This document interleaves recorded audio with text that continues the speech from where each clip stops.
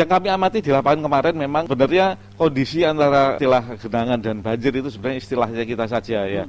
Tapi kami melihatnya itu ada sementara masih sebuah genangan karena kami punya batasan-batasan indikator untuk penuntasan di tugas kami itu dengan ketinggian airnya, luasnya dan lamanya ya. Di mana ketika terjadi seperti itu masih di bawah koridor-koridor itu masih dimasuk kategori bukan banjir yang besar ya.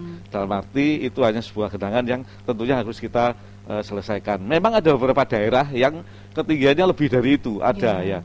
Tapi memang indikator kami dari 33.000 ya dari luas kota Surabaya. Memang kita coba tekan. Sementara ini data kita 500 hektar ya, itu terjadi genangan ya. Maka kita tekan terus agar luas itu semakin menurun ya. Mungkin kalau bicara tentang genangan di kota Surabaya ya, mungkin perlu kami gambarkan juga bahwa yang pertama ya, bahwa perkembangan kota Surabaya ini kan sangat cepat ya. Di mana banyak lahan-lahan yang dulunya masih terbuka ya, sekarang sudah mulai tertutup dengan bangunan-bangunan yang mulai bertumbuhan di mana-mana ya.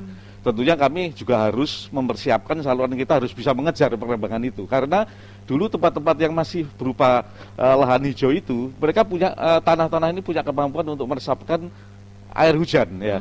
Sekarang dengan berkembangnya kota, tentunya resapan itu semakin hilang ya. Yang kedua, kondisi karakteristik saluran di kota Surabaya ini ya, itu salurannya panjang dari hulu sampai hilirnya pembuangan ke laut itu selain panjang itu juga landai Pak. Jadi tidak curam, buangnya nggak segampang itu ya. Dan itu pun ya di hampir wilayah selatan kota Surabaya itu posisinya saluran-salurannya itu landai dan panjang ya. Ini yang menjadi pemikiran kami untuk mengadakan rekayasa-rekayasa sehingga penanganan di lapangan bisa kita lakukan ya.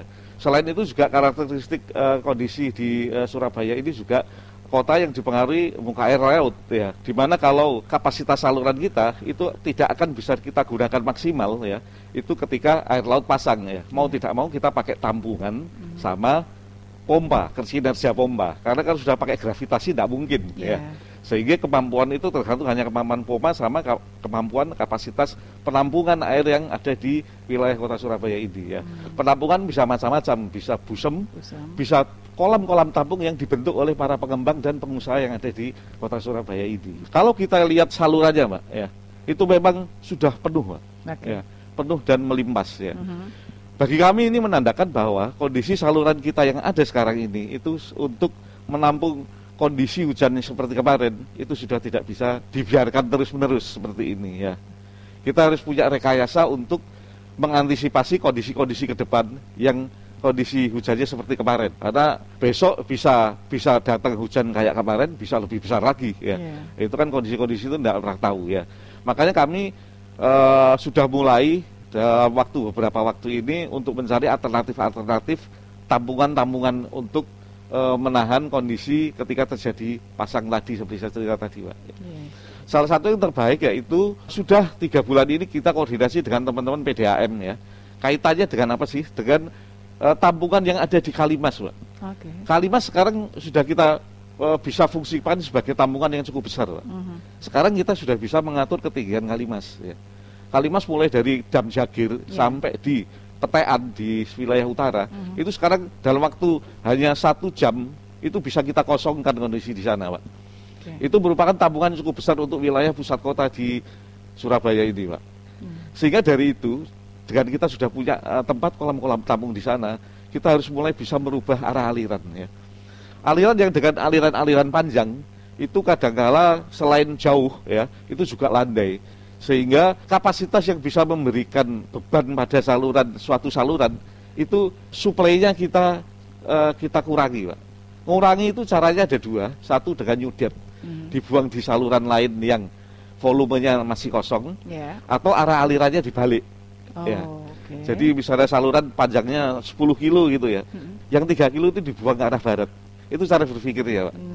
Jadi sebagian dikurangi ya Pak ya? Karena bisa dibuang ke arah barat, karena yang dulu tidak barat itu tidak bisa kita atur air ya, kita bisa ya. Yang pertama kita tadi koordinasikan dengan teman-teman pengembang untuk memaksimalkan daya tampungnya.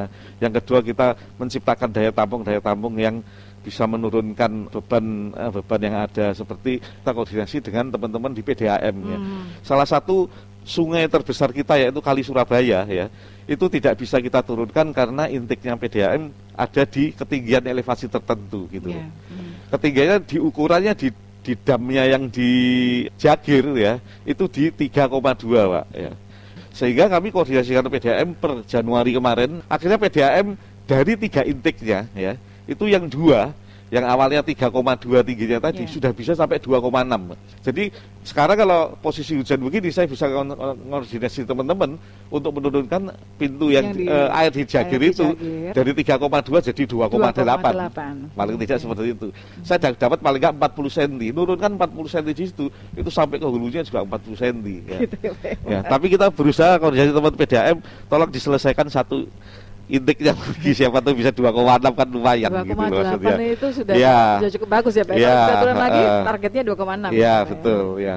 Terakhir kami juga selalu intens untuk melihat kondisi saluran-saluran kami ya, yang belum konek-konek itu kita konekkan. Saluran primernya kita ya. Ada di mana aja tuh Pak? Boleh di sana. Ya saluran primer kita ada 8 kalau nggak salah ya. Tersebar ada di Afuronerjo, Kalibokor, terus Kebon Agung, Greges, dan beberapa tempat yang lain ya. Itu seperti itu ya.